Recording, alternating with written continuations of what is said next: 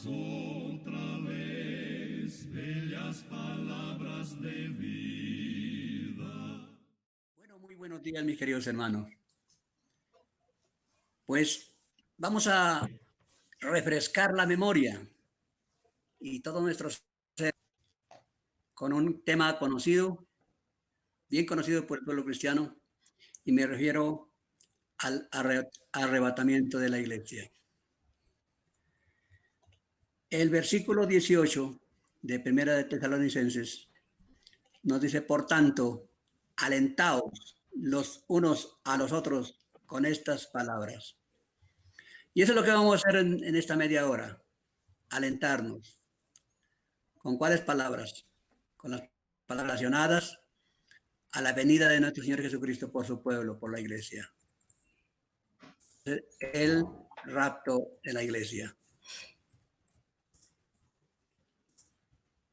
¿Por qué nosotros hablamos de la venida del Señor? ¿Por qué?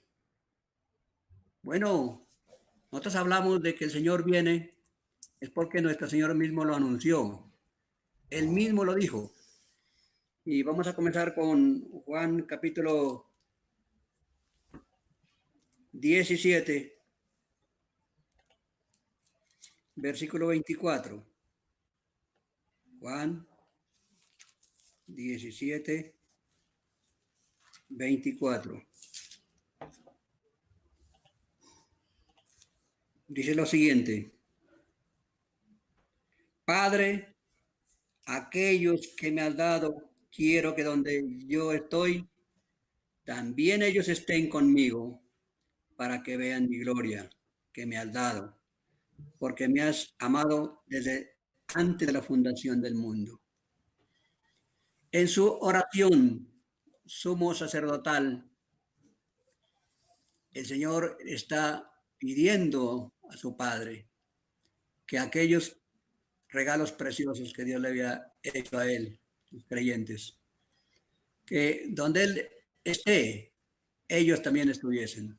¿Con qué fin? Para que miren su gloria, la gloria que Dios le había dado, esa esplendidez. Por un motivo, porque él lo había amado desde antes de la fundación del mundo. Entonces el Señor anhela que los suyos estén con él. Y por eso anunciamos de que el Señor viene, porque Él así lo habló, así lo anunció. En Juan capítulo 14, del 1 al 3, otro texto bien conocido, nos dice lo siguiente. No se turbe vuestro corazón. ¿Creéis en Dios? Creed también en mí.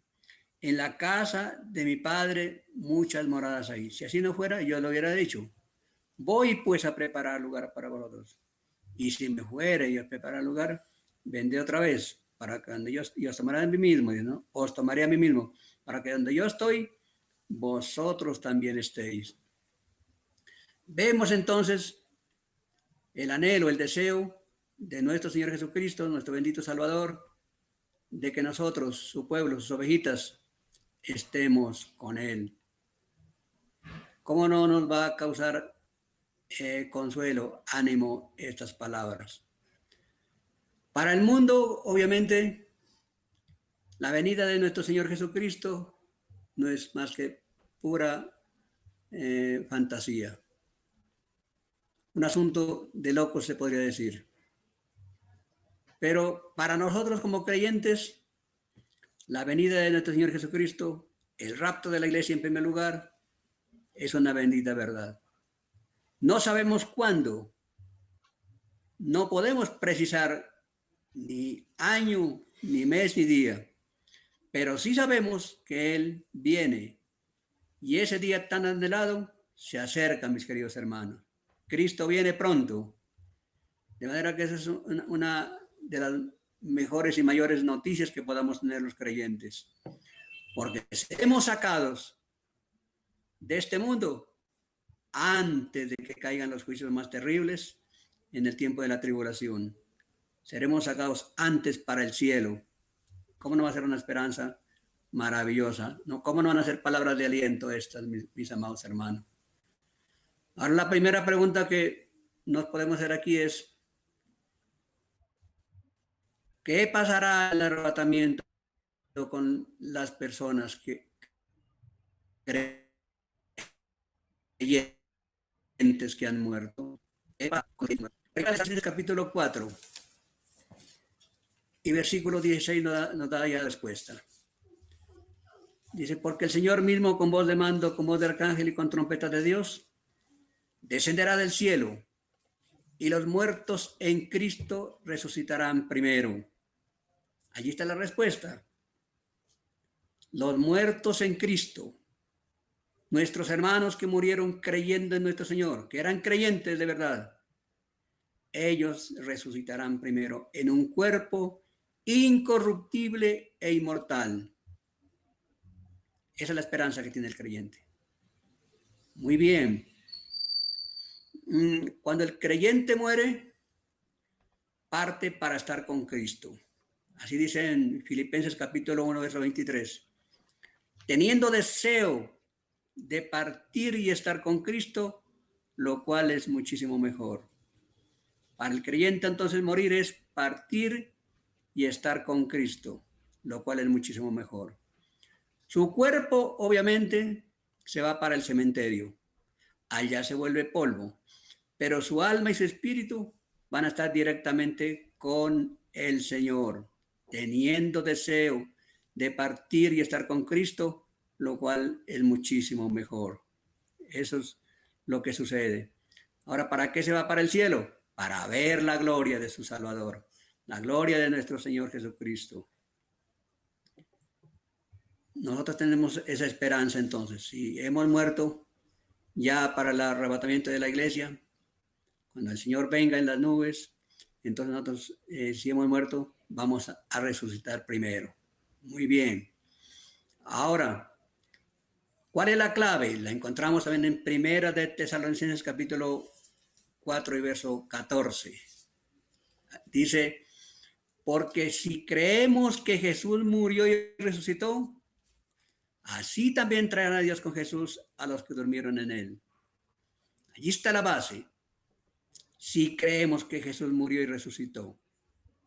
Porque si una persona no cree que Cristo resucitó, pues ¿para qué va a esperar a alguien que no resucitó?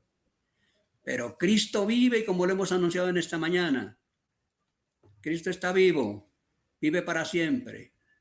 Entonces, si creemos de que Él murió y resucitó, Dios va a traer con Cristo los espíritus y las almas de los que han muerto. Ese día, en el día del arrebatamiento, el alma y el espíritu de los que han muerto vendrá con el Señor. Y cuando el Señor esté en las nubes, su cuerpo resucitará incorruptible e inmortal. Y ahí se unirá su alma, su espíritu y su cuerpo nuevecito, resucitado. Se acabó la fatiga, se acabó la aflicción, se acabó ya el asedio del pecado para estar para siempre con el Señor. Primero entonces resucitan los hermanos, los creyentes en Jesucristo que han muerto al tiempo del arrebatamiento de la iglesia. La otra pregunta sería, bueno, ¿y qué pasa? ¿Qué pasa en el momento del arrebatamiento de la iglesia con los creyentes en Jesucristo que estén viviendo? ¿Qué pasa con ellos? También allí en Primera de Tesalonicenses capítulo 4 y verso 17 tenemos la respuesta. ¿Qué dice allí? Dice, luego nosotros los que vivimos, los que estén viviendo para ese tiempo del arrebatamiento, los que hayamos quedado, dice, seremos arrebatados.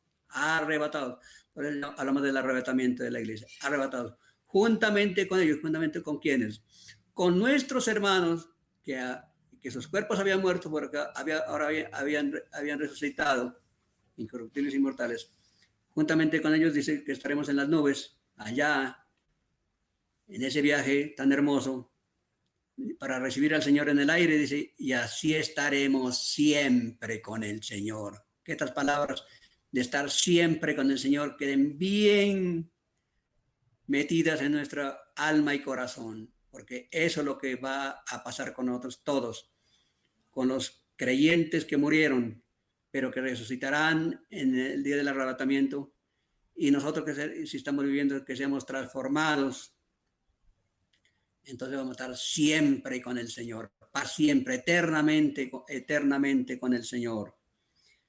Le invito a mirar allí en 1 Corintios capítulo 15, versículos 51 y 52, que dice: he aquí os digo un misterio. ¿Qué es un misterio?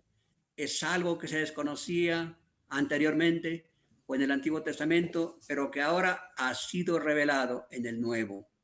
Entonces, ahora ya no. Era un misterio hasta ese momento cuando habló el apóstol Pablo, inspirado por el Espíritu de Dios. He aquí os digo un misterio, dice: no todos dormiremos, no todos moriremos, pero todos seremos transformados. Todos seremos transformados.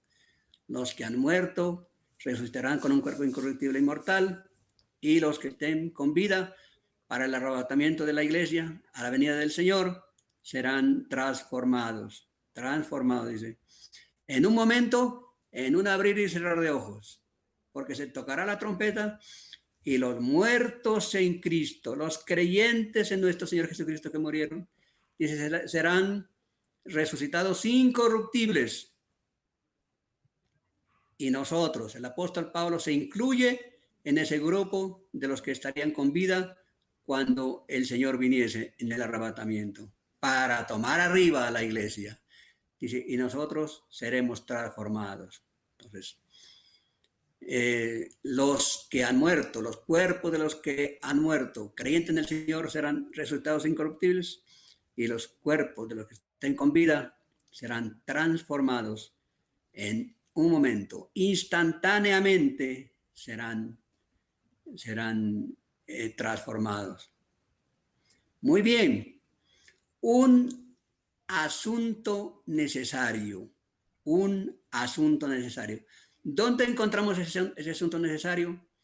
En los versículos del 53 al 55 de Primera de Corintios. Y dice así la palabra del Señor. ¿Por qué es necesario? Miren, ¿por qué es necesario que esto corruptible se vista de incorrupción y esto mortal se vista de inmortalidad? Una explicación. Esto corruptible se vista de incorrupción. ¿A quiénes se refiere? Se refiere a los hermanos, a los creyentes que murieron. Su cuerpo será resucitado incorruptible. Eso corruptible, eso que se descompuso, será vuelto incorruptible, un cuerpo incorruptible. ¿Y a qué se refiere esto mortal se vista de inmortalidad? Pues a los que estén con vida, ese cuerpo mortal se va a vestir en un cuerpo inmortal. ¿Y qué dice luego el versículo 54? Dice, y cuando esto corruptible se haya vestido de incorrupción y esto mortal se haya vestido de inmortalidad, dice, entonces se cumplirá la palabra que está escrita. Sorbida es la muerte en victoria. ¿Dónde está, oh muerte, tu aguijón? ¿Dónde, oh sepulcro, tu victoria?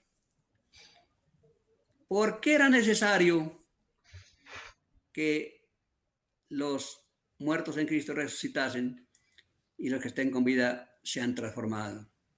¿Por qué? Principalmente por los resucitados incorruptibles e inmortales. Porque tenía que cumplirse una profecía. Y usted puede mirar allí en Isaías 25, verso 8. Usted puede encontrar también en Oseas 13:14, que ya se anunciaba la derrota frente a la muerte. Este enemigo cruel. Hoy, por ejemplo, yo le pregunto a usted por qué está aislado. ¿Por miedo al virus o por miedo a la muerte? Creo que nos escondemos y hacemos mil de cosas es porque tenemos un poco de temor a la muerte que puede causar este virus. Pero no se preocupe, mi hermano, no se preocupe, mi querido amigo. La muerte también ya es un enemigo vencido. Estaba la promesa en el Antiguo Testamento y ahora en el Nuevo se cumple esto. Dicen en 1 Corintios capítulo 15, versículo 26, dice, y después de esto, el enemigo que será destruido es la muerte. El enemigo que será destruido es la muerte. Un enemigo. La muerte ha sido un enemigo nuestro, ha sido el terror, el rey de los espantos. Pero a la muerte le llegó su muerte. ¿Dónde está, oh muerte, tu aguijón? ¿Dónde, oh sepulcro, tu victoria? Cuando toda la iglesia de nuestro Señor Jesucristo, los muertos resucitados incorruptibles y los vivos transformados, la iglesia total, la iglesia universal en el aire, en las nubes, listos para recibir al Señor en el aire, para irse en ese viaje, para estar con el Señor para siempre. ¿Cómo no va a ser una victoria tan extraordinaria, tan contundente frente a la muerte? A la muerte entonces le llegó su muerte. La muerte ya es un enemigo vencido, ya es un tigre sin dientes. A la muerte se le acabó el aguijón, porque dice el verso 56 de 1 Corintios 15, que el aguijón de la muerte es el pecado y el poder y el poder de la ley. Bueno, no recuerdo bien allí. En todo caso, el poder de la muerte es el pecado.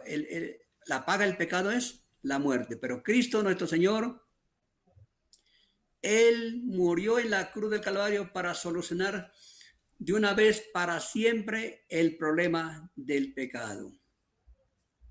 El poder del pecado es la ley, mi querido hermano. Me acuerdo ese pasaje. El aguijón de la muerte es el pecado y el poder de la muerte de la ley. Que la paga el pecado es muerte. Entonces, allí tenemos ese asunto necesario. Tenía que cumplirse la ley en cuanto a la resurrección, porque ya estaba profetizada y ahora se está cumpliendo esto. Bueno, la pregunta que sigue es, ¿qué pasará aquí en la tierra? ¿Qué pasará aquí en la tierra cuando la iglesia se vaya llevada por nuestro Señor Jesucristo en el arrebatamiento?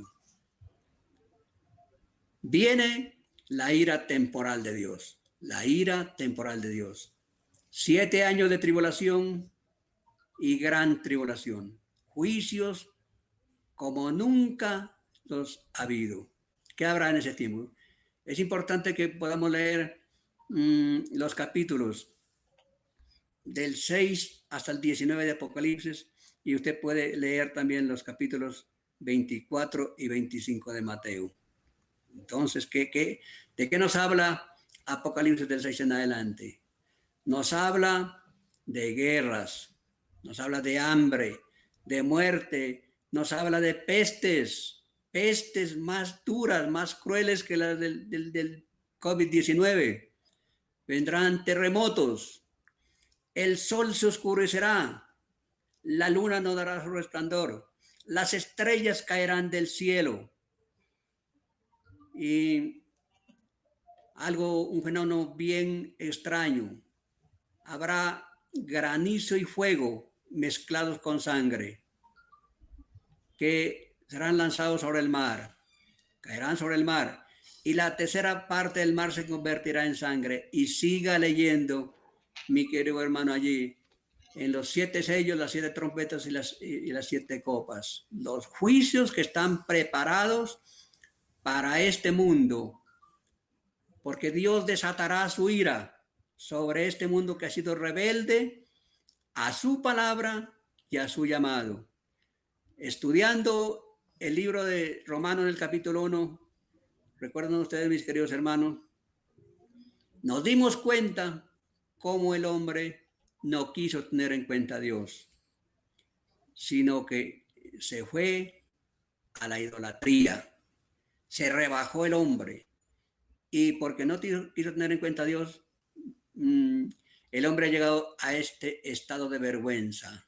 de tinieblas espirituales y de inmoralidad tan desvergonzada. Entonces, Dios tiene que castigar el pecado. Dios es amor, pero también es un Dios de ira. Dios que no castiga el pecado, pues sencillamente no es Dios. Entonces, vendrán esos juicios tan terribles para ese tiempo. Pero también debemos tener en cuenta la ira eterna de Dios, la ira eterna de Dios, la muerte eterna, la muerte eterna. Dice en Apocalipsis capítulo 20, verso 15, dice, y el que no se halló inscrito en el libro de la vida fue lanzado en el lago de fuego. El que no se halló inscrito en el libro de la vida, en el libro de los cielos, fue lanzado en el lago de fuego. En ese lago que arde con fuego y azufre, el infierno, donde el fuego nunca puede ser apagado. Para los creyentes, ¿cuál sería la aplicación? ¿Cuál sería la exhortación para nosotros los creyentes? Dice en primera de Juan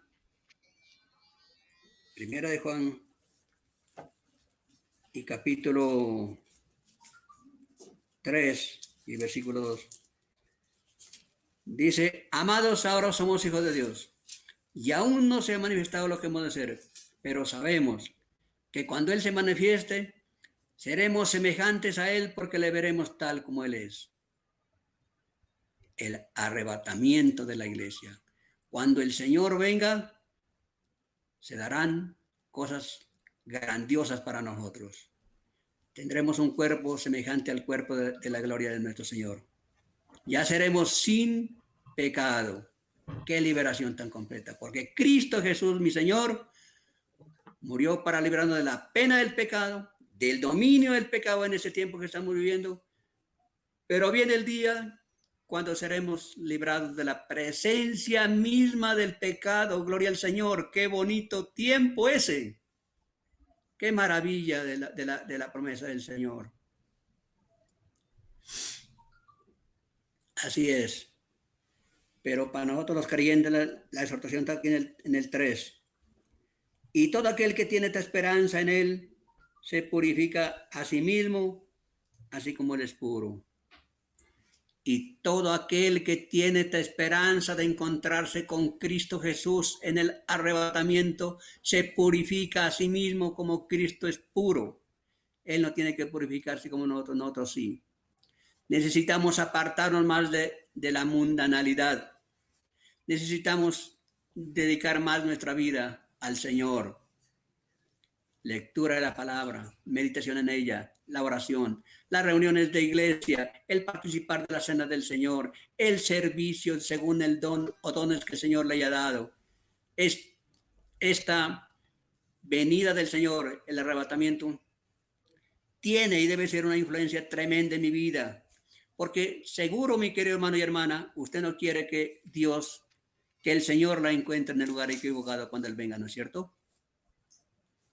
Entonces, eso, pensar en la venida del Señor, pensar en el arrebatamiento de la iglesia, tiene que hacernos pensar para vivir rectamente, para no avergonzarnos cuando Él venga. Que nos encuentre haciendo lo correcto, haciendo su voluntad, siguiendo sus pasos, los pasos de nuestro Señor Jesucristo. Muy bien, esa es para nosotros los creyentes. Pero ¿qué de usted, mi querido oyente? ¿Qué de usted, querida damita, mi apreciado caballero? ¿Usted está seguro de su salvación? ¿Usted está seguro que si hoy viniese, que si el Señor viniese para arrebatar, para tomar al cielo a su iglesia, usted se iría con Él? ¿Usted ya se arrepintió de sus pecados de corazón? ¿Usted ya recibió a Cristo como Señor y Salvador? ¿Usted ya se somete a Cristo, le obedece a Cristo, sigue los pasos del Señor? Porque caso contrario, usted se quedaría para soportar la ira temporal de Dios en esta tierra, la tribulación, estos juicios que jamás se han visto, pero también usted será acreedor a la ira eterna de Dios. tendrá que ir a ese lugar de tormentos. ¿Por qué? Porque rechazar a nuestro Señor Jesucristo, el Hijo Eterno de Dios, lo más preciado, en quien Dios se complacía, despreciar el regalo de Dios, que es nuestro Señor Jesucristo, eso sí tienen un castigo fuerte. De usted depende. Si usted quiere, se irá con el Señor en el arrebatamiento. Y si no, se va a quedar acá. Pero Dios le va a mandar un poder engañoso. Y a ese poder engañoso del anticristo, a ese sí le va a creer para acabarse de perder. Por eso hoy lo invitamos a usted. Le rogamos de parte del Señor, con lágrimas en los ojos, le rogamos que usted se convierta, se vuelva al Señor. No se quede así, como simple simpatizante. Es el tiempo de arrepentirse y convertirse. Por eso le quiero leer aquí en Ezequiel, capítulo 33, verso 11. Dice, diles, vivo yo, dice Jehová el Señor, que no quiero la muerte del impío, sino que se vuelva el impío de su camino y que viva. Volveos de vuestros malos caminos, porque moriréis, oh casa de Israel. ¿Acaso Dios se complace en que un pecador, un impío, se vaya para el infierno? No, sé que no. Vivo yo, dice el Señor, que no quiero la muerte del impío, sino que el impío se vuelva de su camino y que viva. Y el ruego de parte de nuestro Señor Jesucristo para ustedes, que se vuelva a su mal camino. Volveos de vuestros malos caminos. ¿Por qué morirá usted? ¿Por qué pasará la eternidad apartado de Dios? ¿Por qué tendrá que vivir aquí en esta tierra separado de Dios en el pecado? Y después en la muerte eterna, separado de Dios por la eternidad, en ese lugar tan terrible, en ese lugar de esas llamas inextinguibles del infierno. No. Dice la palabra del Señor en Juan 3:36. El que cree en el Hijo tiene vida eterna. El que cree en el Hijo tiene vida eterna. El que cree en Cristo tiene vida eterna, mire. Ahora mismo, en tiempo presente, usted si hoy se arrepiente de sus pecados, le confiesa sus pecados a Dios, le pide perdón y cree en Jesucristo, usted tiene vida eterna, queda preparado, listo para el encuentro con el Señor. Y si se muere, para el creyente, la muerte es partir y estar con Cristo, lo cual es muchísimo mejor. Dice que el que cree en el Hijo tiene vida eterna. ¿Qué mejor regalo puede haber para nosotros, viles pecadores, sino la vida eterna? Una vida en mejor cantidad y calidad. Una vida diferente a esa, con un cuerpo incorruptible e inmortal, como ya hemos visto en el tema que tocamos. Pero está la otra parte de la otra cara de la moneda del Evangelio. El que rehúsa creer en el Hijo no verá la vida, sino que la ira de Dios está sobre él. Está. Si usted no ha creído en el Señor, la ira de Dios pesa sobre usted. ¿Y qué tal si usted muere con la ira de Dios pesando sobre usted? ¿Qué tal si usted muere en sus pecados? No.